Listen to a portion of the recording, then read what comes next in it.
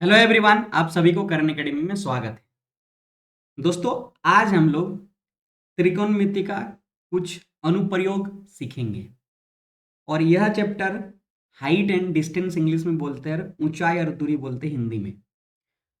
इस चैप्टर का कॉन्सेप्ट को सीखेंगे। पता है क्यों आप लोग मैथ्स भागते क्यों और मैथ से डरते क्यों और मैथ से नंबर क्यों आता नहीं? इसके पीछे का रीजन ये है कि आप लोग डायरेक्टली क्या करते हो, एक्सरसाइज बनाना शुरू कर लेते हो। एक्सरसाइज से पहले आपको उस एक्सरसाइज से रिलेटेड सारे कॉन्सेप्ट की रिक्वायरमेंट होना चाहिए। जो जो रिक्वायरमेंट है उनको पूरा आपको आसानी से आपको समझ में आ जाना चाहिए, क्या क्या जरूरत है इन चैप्टर को करने के लिए।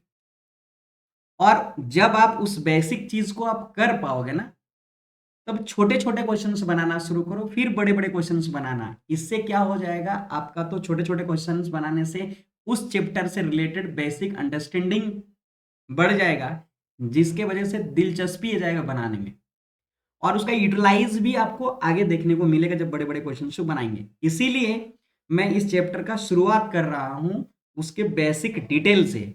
उनके कुछ कॉन्सेप्ट है, उन कॉन्सेप्ट को पहले जानना पड़ेगा। अगर उन कॉन्सेप्ट को आप जानते हो तो चैप्टर आधा तो ऐसे ही आसान हो जाता है। ये बात ध्यान में रखना है। समझ में आया क्या?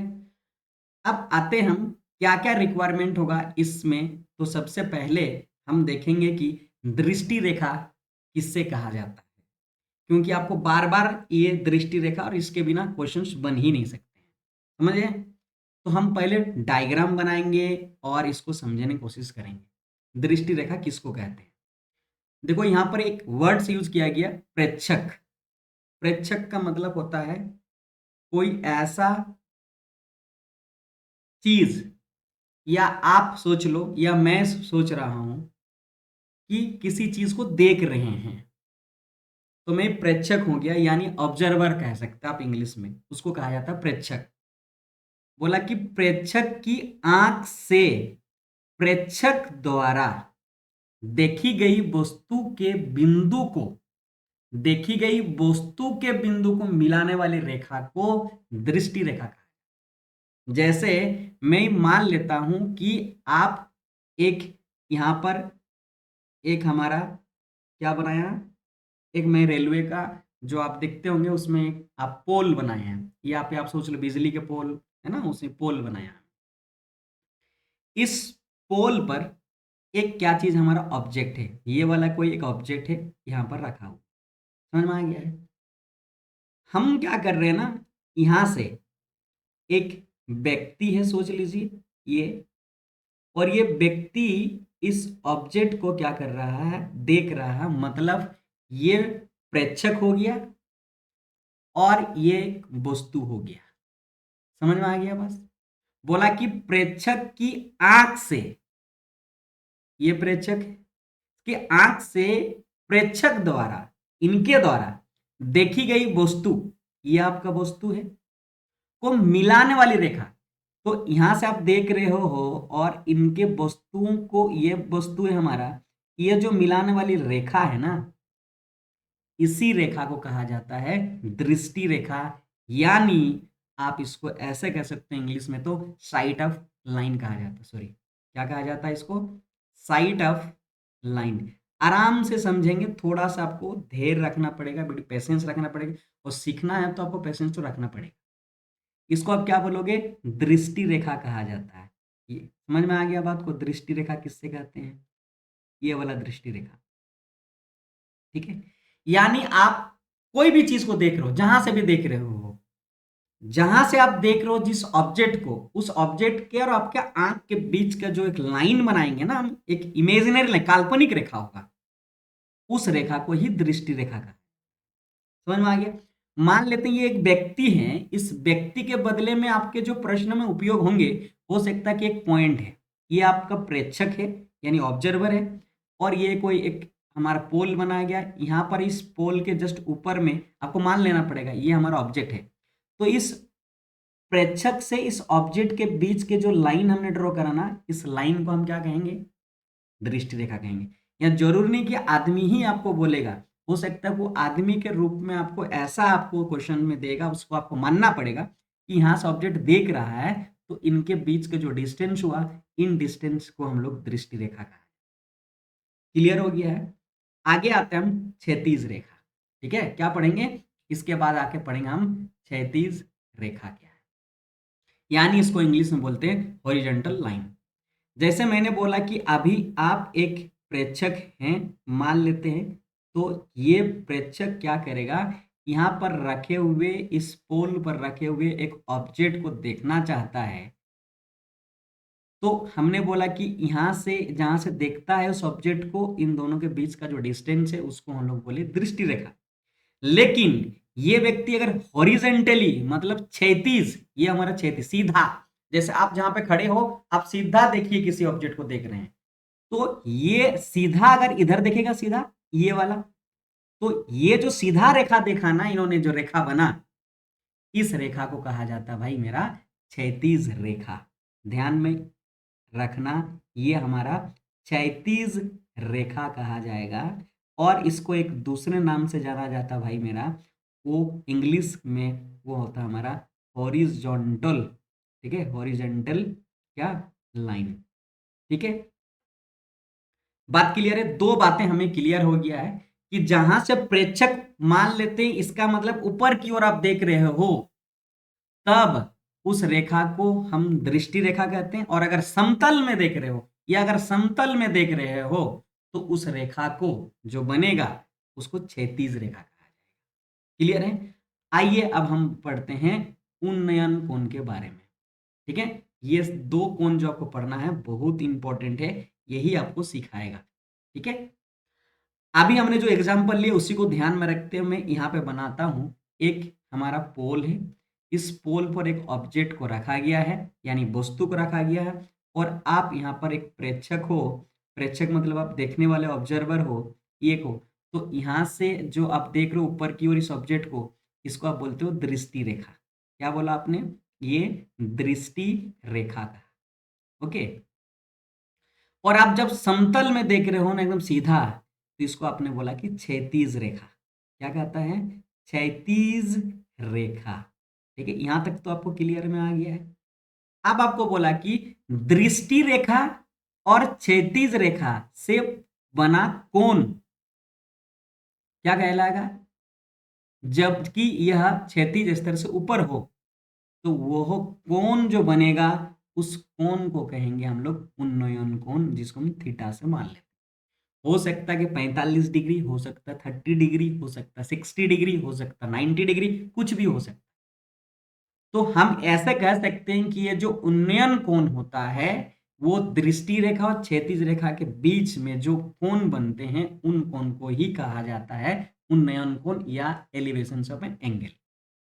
अंडरस्टूड, समझ गए होंगे। जैसे मान लेते कोई ऑब्जेक्ट यहाँ पे है और इस ऑब्जेक्ट को इसको आप देखना चाहते हो, और ये समतल में कोई ऑब्जेक्ट है, तो ये क्षैतिज रेखा है, तो इनके बीच का जो एंगल बना मान लीजिए 45 डिग्री, तो आपके दृष्टि रेखा इस वस्तु को देखने के लिए और उसके समतल जो अपने ऑब्जर्वर का समतल हुआ, दोनों के बीच का एंगल 45 डिग्री अगर है, तो हम यह कह सकते हैं कि यहाँ पर उन्नयन कोण ऑब्जर्वर का क्या, यहाँ पे हम कहेंगे पोल के ऊंचाई से 45 डिग्री है। इसका मतलब ये हो। आइए अब हम पढ़ते हैं क्या, अवनमन कोण। बोला कि दृष्टि रेखा और क्षैतिज रेखा से बना कोण जबकि यह क्षैतिज से नीचे हो। देखो अब क्या करना है, इसको समझें। जैसे मैंने बोला कि एक आपने यहाँ पे ड्रॉ करा, क्लियर है। इसको जब आप ड्रॉ करते हैं ना, और यहाँ पे यहाँ पे क्या कोई एक ऑब्जेक्ट को रखा गया, यहाँ पे ऑब्जेक्ट मतलब वस्तु अब नीचे में है, क्या गया है, वस्तु नीचे में है, और यहाँ से ऑब्जर्वर यहाँ पे है। ओके, ऑब्जर्वर यहाँ है, इस ऑब्जर्वर इस वस्तु को नीचे की ओर देख रहा है भाई, तो ये तो दृष्टि रेखा हमने बोला, ये तो बोला दृष्टि रेखा होगा, चाहे वो क्या होगा, किसके साथ दृष्टि रेखा होगा, ये आपके हॉरिजेंटल के साथ, समतल के साथ। तो समतल किधर होंगे, इधर, ये है ना। तो यहां पर इस वस्तु को देखने के लिए ऊपर से जब कोई वस्तु को नीचे की ओर देख रहे हो ना, तो यहां पर भी आपका समतल बनाएंगे, उन समतल और इस दृष्टि रेखा के बीच के जो एंगल बनेंगे उसी एंगल को ही कहा जाता है अवनमन कोण। यदि हम इसको मिलाते हैं तो ये वाला इसके बराबर हो जाते हैं, ध्यान में रखना। तो जब आप कोई वस्तु को ऊपर से नीचे की ओर देखते हैं तब जाके अवनमन अवनमन कोण बनता है, अवनमन कोण ऊपर बनता है। ये दोनों आपस में बराबर होते हैं। ऐसा क्यों है? आप पढ़े एक कॉन्सेप्ट है, यदि ये दोनों पैरेलल है, क्योंकि ये वाला लाइन और ये लोन लाइन जो हमारा है पैरेलल है, सीधा है, कभी मिलेगी नहीं आपस में, उसी दोनों को हम लोग पैरेलल या तो हम क्या बोलते हैं, समांतर रेखाएं। जब एक तीसरी रेखा काटे ना, जब एक तीसरी रेखा काटे तो इसको बोलते हैं अंत एकांतर कोण। इसीलिए देखो ये एंगल और ये एंगल जो अंत एकांतर के रिलेशन से, इसीलिए अंत एकांतर कोण आपस में बराबर होते हैं। तो अवनमन कोण इस उन्नयन के कोण के बराबर हमेशा होता है। बात को ध्यान में रखना, इसको जहन में रखना, इसको ले लेना है। ये तो कुछ कॉन्सेप्ट हो गया, इससे रिलेटेड टर्म्स। अब इससे रिलेटेड आपको कुछ कॉन्सेप्ट और मैं दे रहा हूं, जो इन कॉन्सेप्ट को आपको याद रखना पड़ेगा, ठीक है? और इसको ध्यान में रखोगे तो आपको क्वेश्चंस बनाने में आसानी होगी। ये कॉन्सेप्ट क्या है भाई मेरा? एक चीज याद रखना, कभी आपको बोल देगा कि ये मान लेते हैं क्या है आपका, एक यहाँ पे पोल है या वर्टिकल, कुछ भी हो सकता है इस पोल के बदले में।